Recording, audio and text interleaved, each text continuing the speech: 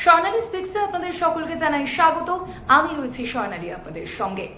রাজ্যে বিধানসভা নির্বাচনের প্রথম দফার মিরে কেটে আর বাকি মাত্র 5 দিন, আর তারপরেই আগামী 23 এপ্রিল রয়েছে রাজ্যের প্রথম দফা ভোট এবং তার অব্যবহিত পরেই দ্বিতীয় দফার ভোট রয়েছে আগামী 29 এপ্রিল। আর ঠিক এই মতাবস্থায় আমরা দেখতে পাচ্ছি বিভিন্ন রাজনৈতিক বিশ্লেষকরা তারা কিন্তু বিভিন্ন জেলা বিভিন্ন কেন্দ্রের যে হিসেব নিকেশ নিয়ে বসে পড়েছে যে কারা কোন কেন্দ্রে ঠিক এগিয়ে রয়েছে, বর্তমানে ঠিক হিসেব ঠিক কি বলছে, তথ্য ঠিক কি বলছে, সেই নিয়েই কিন্তু আজ আমার এই আলোচনা এই ভিডিওতে। আজ মূলত দুটি জেলাকে বেছে নিয়েছি। কোন সেই জেলা? পূর্ব মেদিনীপুর এবং পশ্চিম মেদিনীপুর। এই যে দুটি জেলা রয়েছে তার একাধিক কেন্দ্র অবশ্যই রয়েছে এবং সেই কেন্দ্রগুলি নিয়েই কিন্তু আজকে আমার এই আলোচনা। যদিও ভিডিও যেন অত্যন্ত দীর্ঘায়িত না হয় সে কারণেই কিছু বেছে নেওয়া কেন্দ্রের আলোচনা করব এই ভিডিওর মধ্যে। অবশ্যই সেই আলোচনায় তো আসবো, তবে আলোচনায় আসার আগে আপনাদের প্রত্যেকেই অনুরোধ জানাই যে আমার এই চ্যানেল অর্থাৎ স্বর্ণালী স্পিক্সকে যদি আপনাদের ভালো লেগে থাকে তাহলে লাইক, কমেন্ট এবং শেয়ার করবেন, সাবস্ক্রাইব করবেন আমার এই চ্যানেলটি এবং পাশাপাশি বেল আইকনেও কিন্তু ক্লিক করতে ভুলবেন না।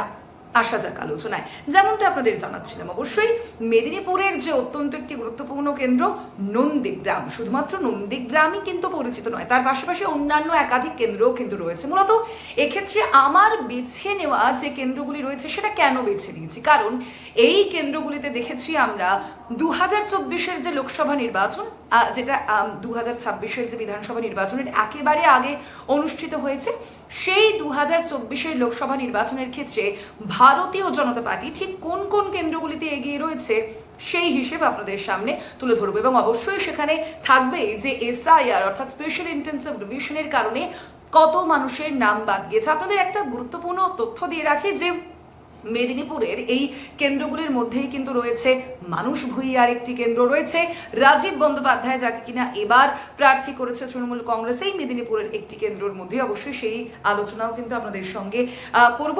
আজকের যে প্রথম কেন্দ্রের আলোচনা আপনাদের সঙ্গে করব সেটা কিন্তু নন্দীগ্রাম নয়, অবশ্যই নন্দীগ্রাম আসবে, তবে তার আগে করব পাঁশকুড়া পূর্ব নিয়ে আলোচনা। এই যে কেন্দ্র রয়েছে সেখানে আমরা দেখেছিলাম 9,960 ব্যবধান ছিল জয়ের তৃণমূল কংগ্রেসের। কবে? 2021 সালে। তবে যেমনটা আপনাদের বলছিলাম যে 2024 সালে ভারতীয় জনতা পার্টি কিন্তু এই কেন্দ্রে এগিয়েছিল। কত ভোটে? তারা কিন্তু মাত্র 2721 ভোটে এগিয়েছিল। অবশ্যই এই যে ব্যবধান তা কিন্তু অত্যন্তই কম, কিন্তু অবশ্যই তারা যেহেতু এগিয়েছিল সেই হিসাব তো আপনাদের বলতেই হবে। আর এই যে কেন্দ্র রয়েছে সেখানে স্পেশাল ইন্টেনসিভ রিভিশন বা ভোটার তালিকায় বিশেষ নিবিড় সংশোধনের যে প্রক্রিয়া, সেই প্রক্রিয়ায় বাদ গিয়েছে 28 ফেব্রুয়ারির হিসেব অনুযায়ী 10,507 জনের নাম। পরবর্তী কেন্দ্র অর্থাৎ পাঁশকুড়া পশ্চিম, এই কেন্দ্রে তৃণমূল কংগ্রেস তারা কিন্তু 2021-এ জয়ী হয়েছিল। কত ভোটে? 8,889 ভোটে। আর লোকসভা নির্বাচনে আমরা দেখেছি ভারতীয় জনতা পার্টি কিন্তু এখানে এগিয়েছিল, অর্থাৎ এই কেন্দ্রে এগিয়েছিল মাত্র 176 ভোটে। না, ভুল শোনেননি আপনারা, বুঝতেই পারছেন 500-রও অনেক কম ভোট। একেবারেই আমি ঠিক তথ্যই আপনাদের দিয়েছি। 176 ভোটে এগিয়েছিল ভারতীয় জনতা পার্টি শুধুমাত্র এই কেন্দ্র অর্থাৎ পাঁশকুড়া পশ্চিমে। সেখানে এবার SIR এর কারণে বাদ গিয়েছে 10,919 জনের নাম। পাশাপাশি ময়না যে কেন্দ্রটি রয়েছে অবশ্যই সেখানেও নজর রয়েছে, কারণ এই যে কেন্দ্র রয়েছে সেখানে কিন্তু 2021-এ যেমন ভারতীয় জনতা পার্টি জয়ী হয়েছিল, তার পাশাপাশি লোকসভাতেও কিন্তু তারাই এগিয়েছিল। 2021-এ তাদের যে জয়ের ব্যবধান ছিল তা ছিল 1260, আর লোকসভা নির্বাচনে তারা এগিয়েছিল 9,948 ভোটে। এই কেন্দ্রে বাদ গিয়েছে এবার 7,255 জনের নাম। নন্দকুমার পরবর্তী কেন্দ্র, এই কেন্দ্রে 2021-এ তৃণমূল কংগ্রেস কিন্তু জয়ী হয়েছিল। কত ভোটে জানেন? 5,406 ভোটে।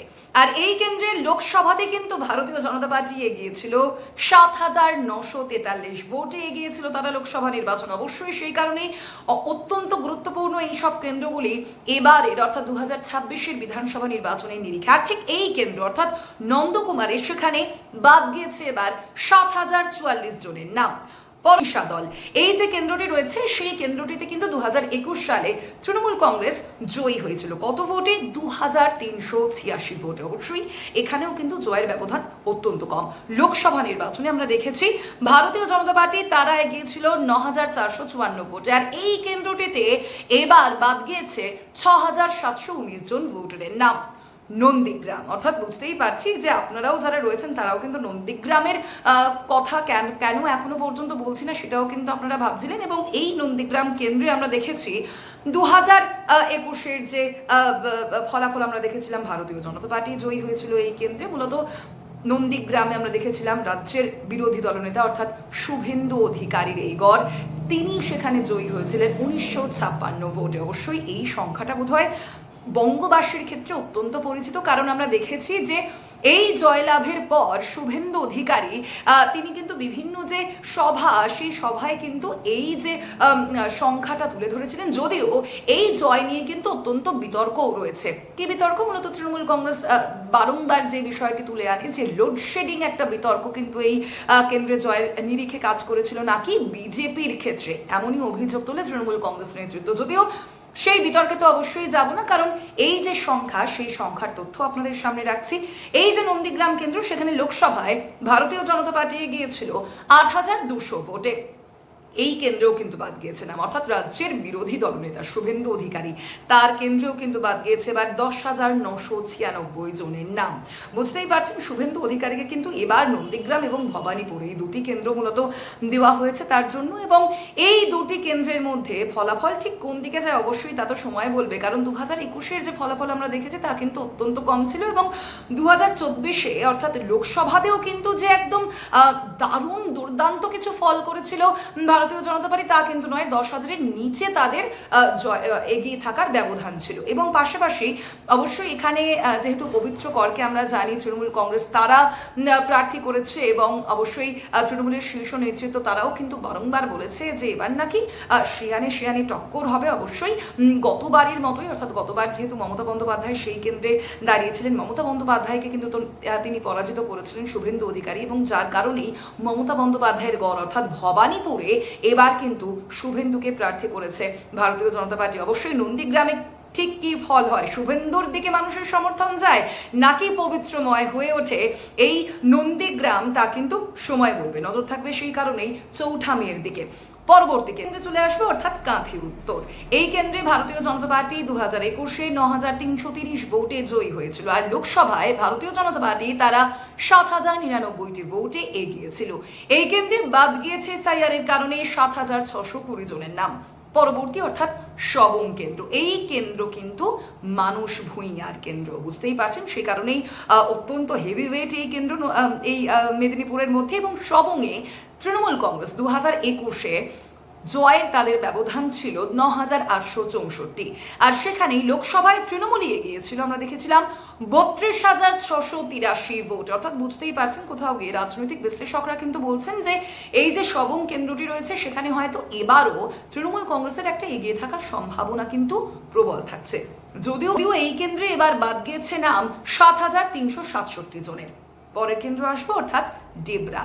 এই কেন্দ্রে কিন্তু এবার তৃণমূল কংগ্রেস রাজীব বন্দ্যোপাধ্যায়কে প্রার্থী করেছে। হ্যাঁ, ঠিক ভাবছেন, সেই রাজীব বন্দ্যোপাধ্যায় যে কিনা মাঝে তৃণমূলের থেকে বিজেপিতে গিয়েছিল, আবার বিজেপি থেকে তৃণমূল কংগ্রেসে এসেছেন, এবং তাকে কিন্তু এবার ভরসাও করেছে তৃণমূল কংগ্রেস, এবং তারা এবার ডেবরা কেন্দ্রে তাকে প্রার্থী করেছে। আর এই কেন্দ্রে 2021-এ 11,226 ভোটে তৃণমূল জয়ী হয়েছিল। লোকসভায় তৃণমূলই এগিয়েছিল 5,766 ভোটে। আর এই কেন্দ্রে এবার বাদ গিয়েছে 9,089 জনের নাম। বুঝতেই পারছেন সে কারণে এই যে নাম বাদ যাওয়া ভোটারের যে সংখ্যা আপনাদের বলছি, কেন এটা অত্যন্ত গুরুত্বপূর্ণ, কারণ ভারতীয় জনতা পার্টির দাবি যে এই নাম বাদ যাওয়া ভোটারদের সংখ্যার যে ভোট তার প্রভাব পড়বে নাকি তৃণমূল কংগ্রেসের ভোট ব্যাংকে। অবশ্যই আমরা তার জানি না যে কার ভোট ব্যাংকে এখানে প্রভাব পড়বে, তা তো সময় বলবে, তবে সেই হিসাব কিন্তু আপনাদের সামনে তুলে ধরছি। তথ্য আমার, বিচার কিন্তু আপনাদের। পরবর্তী কেন্দ্র চলে আসবো কেশিয়ারি। এই যে কেশিয়ারি কেন্দ্রটি রয়েছে সেখানে 2021-এ 15,330 ভোটে জয়ী হয়েছিল তৃণমূল কংগ্রেস। যদিও বিজেপি কিন্তু পরবর্তীতে অর্থাৎ লোকসভা নির্বাচনে একেবারে বাজি পাল্টে দিয়েছিল, তারা এগিয়েছিল 7,782 ভোট। এই কেন্দ্রে বাদ গিয়েছে 10,421 জনের নাম। চণ্ডীপুর, এই কেন্দ্রে তৃণমূল কংগ্রেস জয়ী হয়েছিল 14,472 ভোটে 2021 সালে, আর এই কেন্দ্রেও কিন্তু বিজেপি বাজিমাত করেছিল লোকসভা নির্বাচন, অর্থাৎ বিজেপি এগিয়েছিল লোকসভা নির্বাচনে মাত্র 842 ভোটে। হ্যাঁ, এই কেন্দ্রেও কিন্তু 1000-এর গন্ডি পেরোতে পারেনি ভারতীয় জনতা পার্টি, এটা অত্যন্ত গুরুত্বপূর্ণ। তবে অবশ্যই এগিয়ে থাকা মানে তো এগিয়ে থাকাই। এই কেন্দ্রে এবার বাদ গিয়েছে ৭,৩৯১ জনের নাম। পরবর্তী কেন্দ্র অর্থাৎ ভগবানপুরে ২৭,৫৪৯ ভোটে এগিয়েছিল ভারতীয় জনতা পার্টি ২০২১ সালে, এবং লোকসভাতেও বিজেপি এগিয়েছিল। তবে সেখানে ভোটের যে সংখ্যা অর্থাৎ যে ব্যবধান, সেই ব্যবধান কিন্তু অনেকটাই কমে গিয়েছিল। মাত্র ৫৮৫ ভোটে কিন্তু এগিয়েছিল ভারতীয় জনতা পার্টি। আর এই কেন্দ্রে ৬,৯১৮ জনের নাম কিন্তু বাদ গিয়েছে এবার স্পেশাল ইন্টেন্সিভ রিভিশনের কারণে। রামনগরের দিকে একটু যদি নজর রাখি, রামনগর কেন্দ্রে কিন্তু এবার আমরা দেখতে পাচ্ছি যে হিসেব যে ২০২১ সালে অবশ্যই অখিলগিরির এই কেন্দ্র, সেখানে ২০২১ সালে ১২,৫১৭ ভোটে তৃণমূল জয়ী হয়েছিল। আর এই কেন্দ্রে লোকসভাতে বিজেপি এগিয়েছিল ৯,১৬৮ ভোটে। এই কেন্দ্রে বাদ গিয়েছে ১০,৩৩০ জনের নাম। পরবর্তী কেন্দ্র অর্থাৎ এগরা, এই কেন্দ্রে ১৮,৪৯১ ভোটে তৃণমূল কংগ্রেস জয়ী হয়েছিল ২০২১। আর এই কেন্দ্রে লোকসভায় কিন্তু বিজেপি বাজিমাত করেছিল। আবারও এই কেন্দ্রে ভারতীয় জনতা পার্টি এগিয়েছিল ৮,৯৯৮ ভোটে, এবং এখানে নাম বাদ গিয়েছে ১২,২৯০ জনের। অবশ্যই এই যে মেদিনীপুরের যে কেন্দ্রগুলি রয়েছে তার যখন বিশ্লেষণ আমি করছিলাম, অবশ্যই বিভিন্ন তথ্য যখন আমি গ্যাদার করছিলাম, তখন কিন্তু আমি দেখেছি যে দাঁতন, ঘাটাল, মেদিনীপুর, ডেবরা এই 4 কেন্দ্রেও কিন্তু তৃণমূল কংগ্রেস ১০,০০০-এর উপরে যায়নি, মূলত লোকসভা নির্বাচনের নিরিখে বলছি। এবং যেহেতু আমি সেইগুলোই একেবারে বিস্তারিতভাবে ব্যাখ্যা করতে পারলাম না আপনাদের সামনে, কারণ যদি সেগুলোও ব্যাখ্যা করতে হয় তাহলে অযথা হয়তো ভিডিও দীর্ঘায়িত হবে, প্রথমেই আপনাদের জানিয়েছি, সে কারণে সেটা ছোট্ট করে আপনাদের সংক্ষিপ্ত আকারে বলে দিলাম। অবশ্যই এই যে কেন্দ্রগুলি আপনাদের জানালাম, সেই কেন্দ্রে এসআইআর কতটা ফ্যাক্টর হয়, এসআইআর এর কারণে আদৌ ভোট ঠিক কাদের কাটা যাবে, তৃণমূল কংগ্রেসের নাকি ভারতীয় জনতা পার্টির? ভারতীয় জনতা পার্টি বলছে তৃণমূল কংগ্রেসের ভোট কাটা যাবে, আর তৃণমূল কংগ্রেস বলছে যে এসআইআর এর কারণে এত যে মানুষের হয়রানি হয়েছে সেই রেশ নাকি, অর্থাৎ সেই ক্ষোভের রেশ নাকি গিয়ে পৌঁছবে বিজেপির ভোট ব্যাংকে। আমরা যদিও জানি না তৃণমূল কংগ্রেসের এই অভিযোগ তারা করছে, অবশ্যই আপনাদের কি মনে হয় সেই উত্তরও কিন্তু আমার চাই। তা কমেন্ট বক্সে লিখে আমাকে জানাতেই পারেন আপনারা যে এই যে কেন্দ্রগুলির হিসাব আপনাদের সামনে রাখলাম, অবশ্যই রাজনৈতিক বিশ্লেষকরা কিন্তু বলছেন যে এই কেন্দ্রগুলিতে ভারতীয় জনতা পার্টির তাদের এগিয়ে থাকার সম্ভাবনা অনেকটাই প্রবল রয়েছে, এবং কোথাও কোথাও কিন্তু তৃণমূল কংগ্রেস তারা ক্ষীণ হলেও চাপে রয়েছে। রাজনৈতিক বিশ্লেষকরা এমন মনে করছেন। আপনারা যারা ভিডিও দেখছেন, আপনাদের ঠিক কি মনে হয়, আপনারা ঠিক কি বিচার করছেন যে এই কেন্দ্রগুলিতে ভারতীয় জনতা পার্টি এগিয়ে থাকবে নাকি তৃণমূল কংগ্রেস? জানান আমাকে। আজকের এই আলোচনা এখানেই শেষ করছি, আজ এই পর্যন্তই। তবে আলোচনা শেষের আগে আবারও আপনাদের কাছে এক অনুরোধ জানাবো, আমার এই চ্যানেল অর্থাৎ স্বর্ণালী স্পিক্সকে যদি আপনাদের ভালো লাগে এবং আমার এই তথ্যনিষ্ঠ ভিডিও যদি আপনাদের ভালো লাগে, তাহলে অবশ্যই সাবস্ক্রাইব করুন স্বর্ণালী স্পিক্সকে, এবং লাইক, কমেন্ট এবং শেয়ার করুন। পাশাপাশি বেল আইকনেও কিন্তু ক্লিক করতে ভুলবেন না। ধন্যবাদ, শুভরাত্রি।